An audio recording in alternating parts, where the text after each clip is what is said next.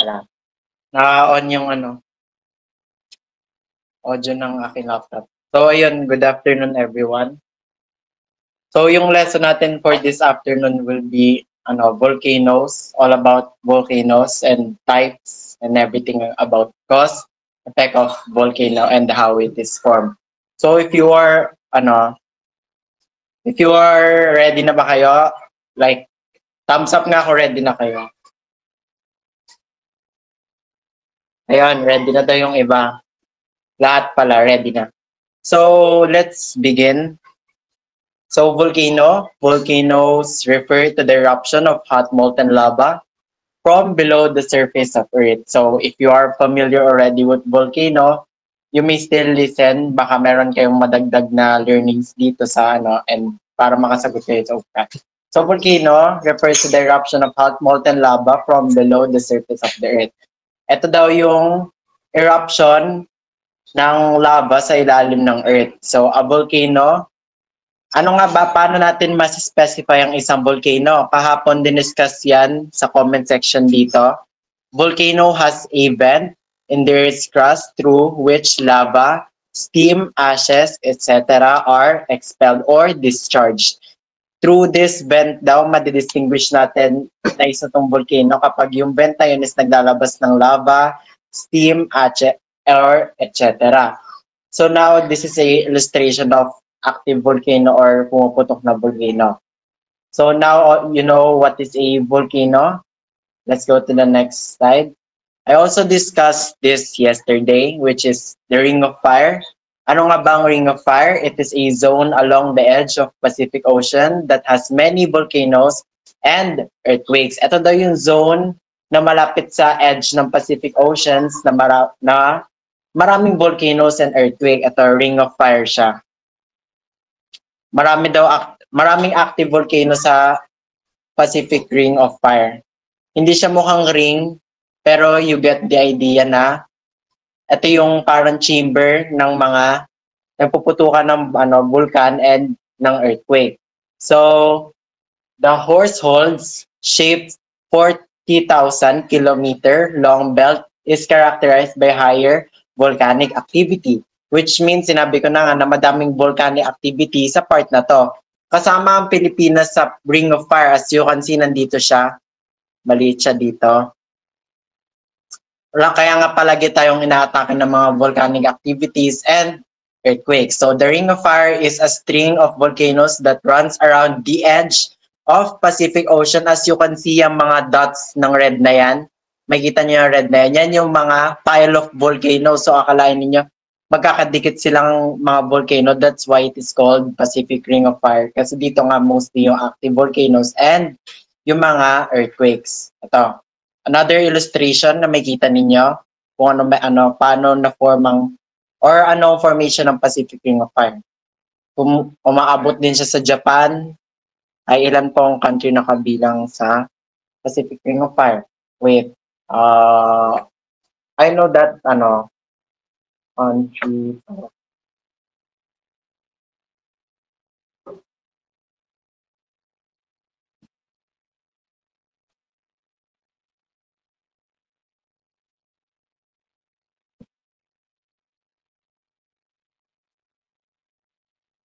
So it has 15 countries as per Google source.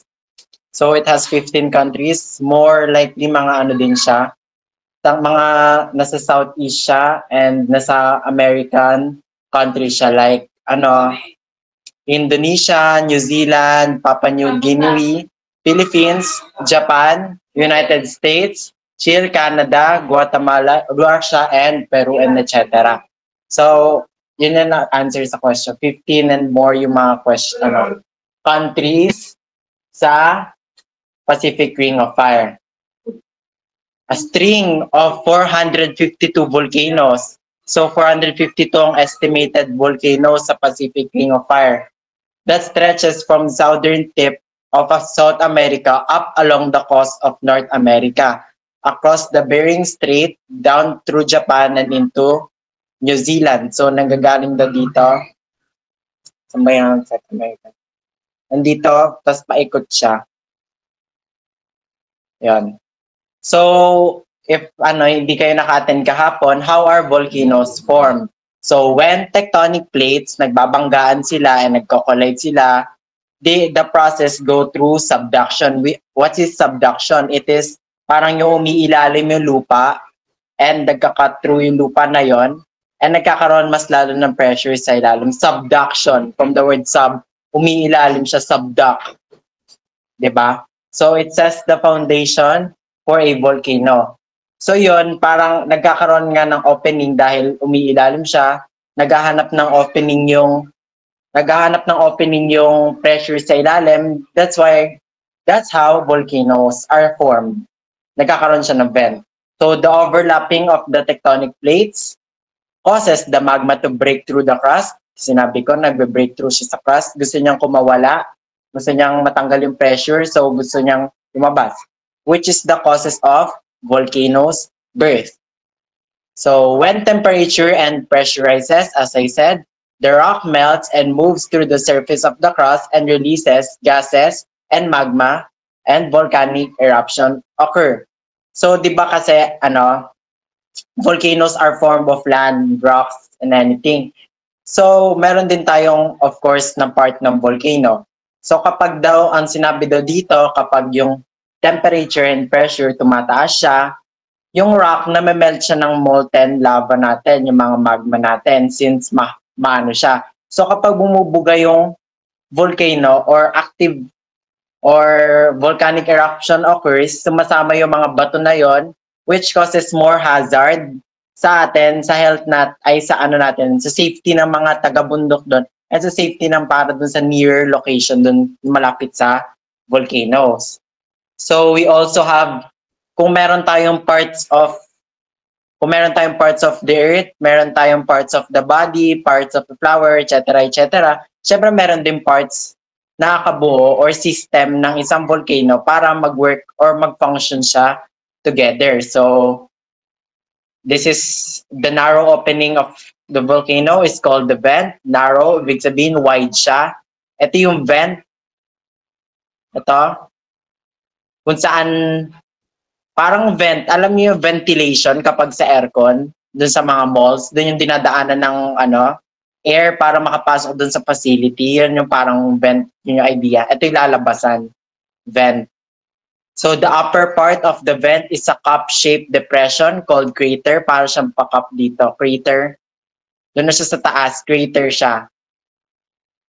Tapos, the rock material ejected during volcanic activity is deposited on surface of the earth. It is called lava. Itong medyo rock material na to na lumalabas sa ating volcano, yan ang lava.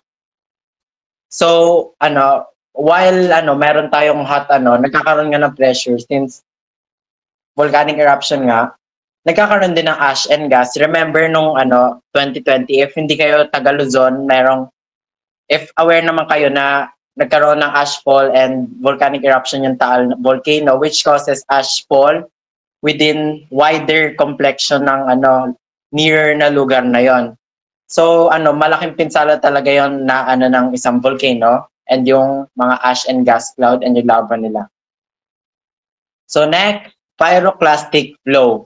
So if you have no idea what is pyroclastic flow, it is the pinagsama-sama, chaotic, ibig sabihin magulong pagsasama-sama ng gas, rocks, lavas, and etc. So flow siya.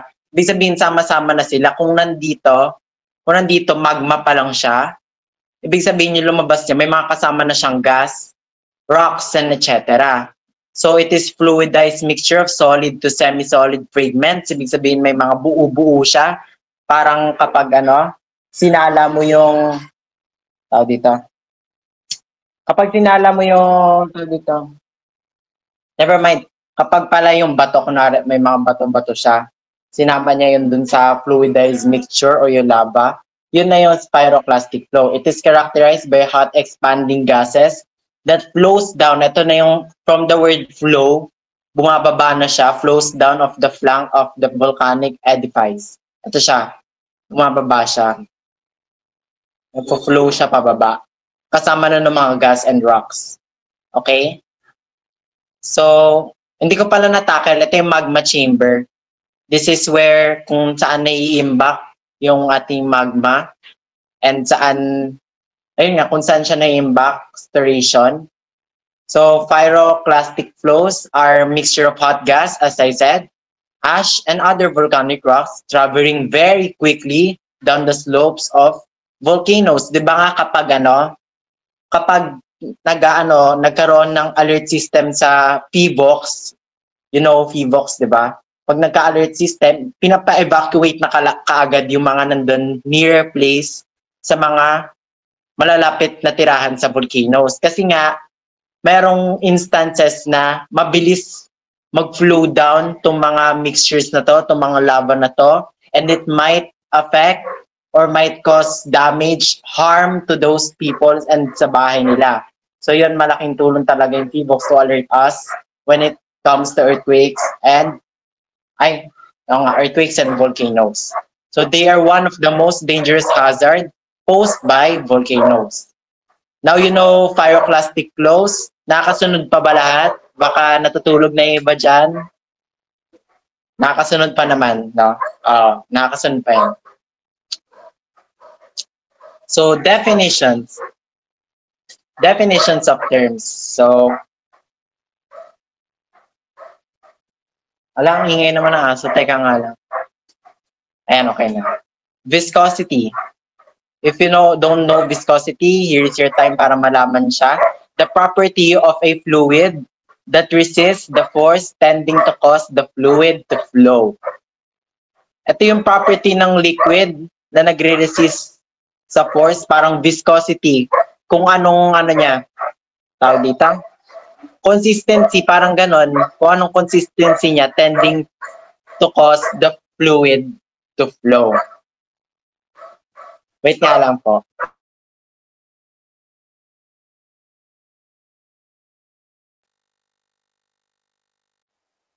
Ayan, okay na. So viscosity, parang consistency siya. Okay? Consistency siya na nagre-resist the force. Kunwari, yung consistency ng water. Ano nga bang consistency ng water? Di ba low? Kasi hindi naman siya masyadong thick. Hindi naman siya masyadong thin. Sakto lang siya. Which means, may tendency na mabilis siya bumaba or mag-flow pababa. Kapag naman yung consistency is thick or malapot, ganon yung yun, mabagal siya kasi nga, dito, malapot siya. So, next. Magma, molten material beneath or within the Earth's crust from which igneous rock is formed. So ano nga ba yung igneous rock? Ito yung nanggagaling sa mga volcano and nagiging solid siya dahil lumabas na siya sa lumabas na siya doon sa chamber and nandun na siya sa crust. So naging igneous rock siya. So molten material daw yung lava, magma na nasa Earth's crust. So next, the lava, the molten fluid rock that issues from a volcano or volcanic vent. So ash, the powdery residue. Ash, hindi yung pangalan. Parang yung ash, powder siya na nanggaling sa nanggaling sa volcano dahil sa mga tao dito. Nanggaling sa mga rocks, ayan, residue of matter. Ibig sabihin, nasira siya. That remains after burning. Ibig sabihin, na-fly away. Na-fly away? Ayun, ash. Fly away. Ayun, na-fly away siya dahil sa air and na-distribute siya kung anumang lugar. Papunta yung hangin na pinupuntahan nun. So, malaki ding pinsala tong ash nun dun sa Taal eruption ng 2020. So caldera, a large crater formed by volcanic eruption or by collapse of a volcanic cone. So larger crater daw to, yung caldera. Formed by volcanic explosion. Kunwari, sumabog siya, cinder siya. Tapos yung yung crater niya is crater is makipot. Parang, ayan, makipot nga. So once na nag-explode yung volcano na yon dahil masyado nga siya narrow, masisira syempre yun nandun sa taas niya, doon sa may bandang crater. So kapag nasira yon, mas lalaki yung crater natin, mas magkakaroon ng bigger chance, ay, hindi. Mali ako doon. So kapag lumaki siya, hindi lumaki na yung crater niya, mas hindi na narrow yung crater niya. So, collapse by a volcanic cone. So, volcanic cones can be in one of three phases: active, dormant, and extinct. Are you guys already familiar with active volcanoes, dormant volcanoes, and extinct volcanoes? If you are, i-recall lang natin para alam pa rin natin. Active volcanoes are ones that have erupted in the past 10,000 years. So, ibig sabihin, active pa rin siya from the past 10,000 years. And that are likely to erupt again. Ibig sabihin daw, ng past 10,000 years, nag-erupt daw siya and most likely daw mag-erupt siya ulit, which means yun yung active volcano.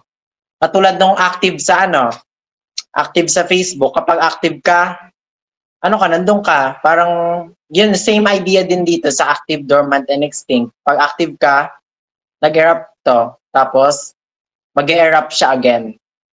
So an example is Mount St. Helens in USA. So let's go to the dormant volcanoes. So dormant volcanoes are the one that have not. Kung kanina have, nakapag-erupt siya nung past 10,000 years, ang dormant naman hindi. Hindi siya nakapag-erupt in the past 10,000 years, but still have the possibility, true unlikely. May possibility pa rin siyang maging active volcano kapag nag-erupt siya, di ba? So, hindi natin alam kung kailan or when mag-erupt ulit yung mga dormant volcanoes, but we are still unsure kung kailan to mag-erupt. Pero merong possibility yung dormant volcanoes na maging active again. So, an example is the Mount Rainier in the USA. So, extinct volcanoes naman, from the word extinct, familiar kayo sa word na extinct, are the one which no eruption has occurred within historic times and future occurrences are highly improbable. Ibig sabihin daw, hindi daw to nag-erupt or most likely hindi na to active. Kung hindi siya active, hindi din siya dormant, extinct siya. Ibig sabihin, hindi na siya mag-erupt ulit. So an example is Mount Ashitaka in Japan. So another openings bukod sa volcano is hot springs and geysers. Ano to yung geysers? Most likely na sa cartoons or games. May kita ninyo to sa games, kapag umapak ka sa geyser, mamamatay ka ulit ka sa simula. Ganun yung atake niya. So yan. Madami tayong natural hot spring dito sa sa Philippines. Hindi ko lang mabanggit kasi hindi pa ako nakapunta kahit saan. So a natural spring of a mineral water at a temperature of 21 degrees Celsius or 70 degrees Fahrenheit or above, which means mainit daw siya. Found in areas of volcanic activity is called hot spring. Ito daw yung bodies of water na malapit sa volcano. So kapag nagka-volcanic activity, lalim nito. Kapag nagka-volcanic activity, iinit din to, nanggagaling yung init niya mula sa ating magma chamber or dun sa init dun mula sa ating mantle or sa ilalim ng volcano. So a hot spring that intermittently sends up fountains like jet of water and steam into air is known as geyser. Ito naman, hindi lava ang pinuputok na to. Water and steam into the air. So, ibig sabihin, mainit siya na binuga. So, hazard din siya. Oh, may rainbow. Happy Pride Month. Ayun. So, kapag bumuga siya, mainit daw siya. Yan yung binubuga. From the pressure pa rin. Basta may binubuga yung natin, may pressure syempre nanggagaling sa ilalim. Yan. So, now you know hot springs and geysers. Let's move on sa types of volcanoes. Mainly known as this one. Tatakal na to ng grade 5. Or grade 6 man yan. Naulit din yan ng grade 10. But itatakil pa rin natin since necessary ito. Wait lang. Ayan. So we have shield, dome, composite, and caldera volcano. Kanina, wala na yun dito sa mga next slide, yung caldera volcano. Ito, ano siya, cinder siya dati. Ibig sabihin, pataas pa siya. Kaso nga lang, there's pagsabog. Oh, pagsabog ang konyo. Pagsabog na nangyari, kaya naano siya, nasira siya. So, more na pressure siya, kaya natanggal. Naging bato yung ano niya, so lumaki yung crater niya. Laki, oh. Ayan. So, let's discuss this other one. Inano ko lang to popular nitong caldera. Illustration lang, kasi wala siya dito. Sa major lang tayo, major types lang tayo mag-focus. Kasi yun lang most likely na ano sa exam. Which is, 3 types: shield volcanoes, composite volcanoes, and cinder cone volcanoes. Let's go to the first one, shield volcanoes.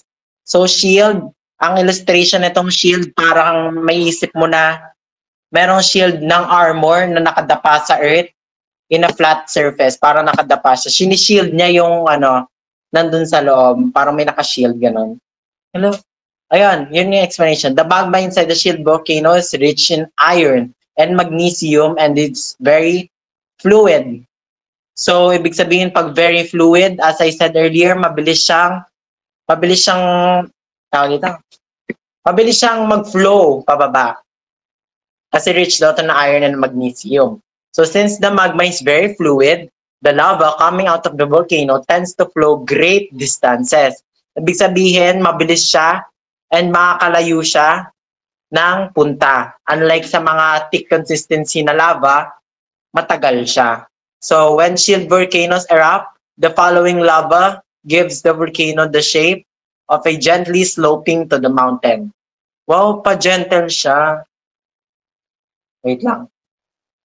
Ayun. With this shield daw, itong vent na to, gentle slope siya kasi naka-shield siya. Ito yung vent.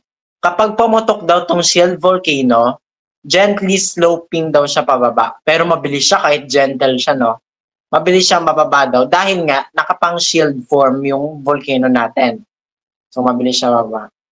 Yan, inano ko lang because it is interesting. Next, we have now you know about shield volcanoes. Shield siya, parang pa-shield-like siyang form. Next, we have composite volcano. The magma inside the composite volcano is rich in silica and much thicker than magma from a shield volcano. Ibig sabihin, thick daw to. So, ano ibig sabihin pag thick yung consistency ng isang lava na lalabas doon? Ibig sabihin, matagal ka. Matagal siya. Hindi ako matagal. Matagal siya. Ibig sabihin, makakapag-evacuate pa sila ng medyo matagal, ganon. Pero, they shall, bilisan na nila, ganon. So, gases get trapped inside this thicker magma. Eruption from composite volcanoes can be flowing lava or explosions. So, it's either daw flowing lava ang effect ng eruption or explosions. Ano pa yung sinabi pag explosion? Sasabo, boom, gaganon siya. Tatalsikan yung mga lava na puputok doon. So, the explosive eruptions come from the trapped gases and produce cinders and ash. So, yan. Ito ang itsura ng composite volcano. May mga branch pipe siya, unlike shield volcano na diretso lang yung vent niya. May mga branches siya na pag ganon, para siyang tree-like. Basta imagine niyo yung tree. Kasi gusto niya lumabas. Yan. Pag composite daw, ano ba yung illustration ng composite? Wait nga lang.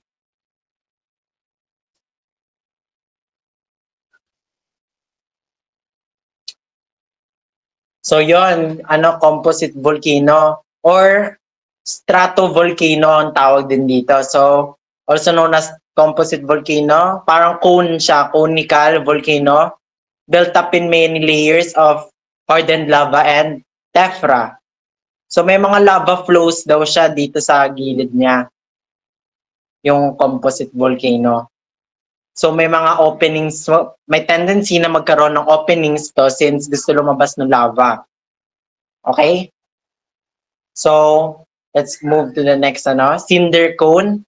From the word cone, cone shape siya, parang apa. Apa apa na binaliktad mula sa, kung di nyo alam ice cream cone, ganon. Pag binaliktad mo, cone shape siya. The magma inside a cinder cone volcano has large amount of gas trapped in it. Ibig sabihin, may mga gas daw na nasa loob nun, which is hazardous para sa ating mga humans. Eruptions from cinder cone volcanoes are violent. Ibig sabihin, yung mga cinder cone volcanoes are violent. Ibig sabihin, pag violent, aggressive and explosive because of all the gas trapped in the magma. So the large amount of hot ash and lava thrown out of the vent fall to the ground, forming the cone shape. Ibig sabihin daw, yung large amount ng hot ash, na-form niya, di ba kapag bumababa siya, parang na-shape niya, ganun kumbaga, na-shape niya yung volcano into a greater shape. Yon. Because of those lava forming the cone shape of this volcano. So one of this example is the Mount Mayon. Yon. Mount Mayon is a cinder volcano. Kaya nga siya violent siya kasi may mga gas siya na na-trap inside. So ano nga bang causes ng sinabi ko na to kanina? Pumiyok ako. So causes of volcanic activity. When a part of the Earth's upper mantle or lower crust melts, ayun sinabi ko, pag nag-melt siya, nagle-left na sila, wala silang plus points. Sure. Ayun, nag-left sila. Okay lang yan. Laban pa rin. Mantle or lower crust melts, nag-melt daw sila, magma forms. Ibig sabihin, nakaka-create siya ng magma kapag na-melt tong lower crust ito. So, volcano is essentially an opening or a vent through which the magma and the dissolved gases it contains or discharge. Pag sinabing discharge, binubuga. Ayan, itong mga volcano to. Huwag na to. So, anong mga effects? Kung meron tayong kaninang cause, dahil nga sa mga melted crust, yun ang cause ng volcanic eruptions, and sa mga plate tectonics, paggalaw ng plate tectonics, ano naman ang effect? The effect of volcanic eruptions can be divided into primary and secondary effects. The primary effects are immediate and come from the eruption itself. Pag yung primary daw, immediate siya or mabilis and come from the eruption itself. The secondary effects result from the primary effects. So kung yung primary effects, yun yung effect na nanggaling dun sa volcano, yung secondary, ano naman yung effect nun sa mga sa paligid niya, mula dun sa, ang gulo. Ayun, results from kung kanino, kung yung primary effect natin is pumutok, yung volcano, ang secondary effect, yun yung result ng pagputok nun. So anong harm na madadala nun sa paligid niya. So primary effects, volcanic gases, which is dangerous for our lungs. Kaya kailangan natin, ano ba yan? Volcanic gases, magma contains dissolved gases. These gases are mainly steam, carbon dioxide, compounds of sulfur, and chlorine. Diba? Kapag nakasinghot tayo ng sunrox kapag nililinis ng banyo, ang baho niya, paano na lang kung may sulfur pa? Hindi sobrang baho na nun, tapos masakit pa siya sa lungs. O yun. Yun ang effect ng volcanic gases. So lava flows. As I said, lava flows, ito yung flow ng lava or streams ng mga molten rock pababa dun sa volcano. Pyroclastic, alam na natin to, ito yung mga avalanche of hot ash, rock pigments, chaotic mixture ng kung ano-anong products mula dun sa volcano. So secondary effect naman is lahars. These are a mixture of water, rock, ash, sand, and mud, and originates from the slope of volcanoes. Lahars often happen because of heavy rainfall eroding volcanic deposits. So ibig sabihin, di ba kapag nag-deposit yung volcano, tapos nagkaroon ng heavy rainfall, ano nga ba mangyayari sa mga lahars? Ano mangyayari sa mga to kapag nagkaroon ng rain? Ibig sabihin, magiging solid siya, matigas siya. Tapos mas mapeperwisyo yung mga itong mga ash, mas papangit yung consistency, itong mga sand and mud, mas papangit yung itsura kasi total disaster talaga. So lahars, yung mga effect ng ano kapag umulan tapos may mga discharge na naulanan. So yun. Landslide, isa pa to. Landslide na nanggagaling sa volcano. Kapag nagka-landslide, kaya nga 'di ba, kapag doon sa Taal Volcano, stick na lang tayo sa malapit sa atin, wag na tayo lumayo Sorry. Kung doon lang ako palagi sa Taal Volcano kasi yan lang yung ano, medyo familiar akong ano, landslide kapag 'di ba kasi may pressure inside the ano volcano. So hydrothermal alteration of the rocks, turning sections of them into clay. So nagiging clay the rocks na yon, which causes landslide. This weakens the rock, nagiging weak siya kasi nga dahil sa heat, and increases the risk of slope failures. Ibig sabihin, di ba may mga pa-slope pababa yung volcano?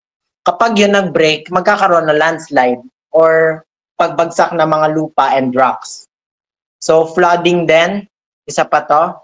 Explosive eruption can change the surface area around a volcano and disrupt drainage patterns, leading to long-term flooding. So kapag 'di ba, kapag bumutok ng volcano may ash, 'di ba? May ash. Umuulan ng ashfall. Yung ashfall, yung discharge ng ashfall na 'yon, nadidistrap yung mga drainage natin. Kunwari, pumapasok siya, nababarahan yung drainage natin ng mga ano na yon, ash na yon. So nagkakaroon ng flood. Yun din yung effect ng volcanic eruption. Gets nyo ba yung idea or no? Hala, nag-left na talaga sila. Na-hurt ako. Ayun. So other secondary effects include food. Bakit food? Kapag may malapit doon na mga agricultural or fisheries, maapektuhan yung pag-supply nun.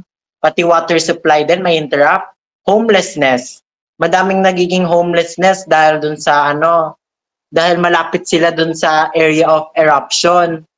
So, kaya nga palaging pinapipray na sana hindi masyadong mag-erupt yung volcano kasi nga maapektuhan tong mga taong to, magkakaroon sila ng magiging homelessness sila.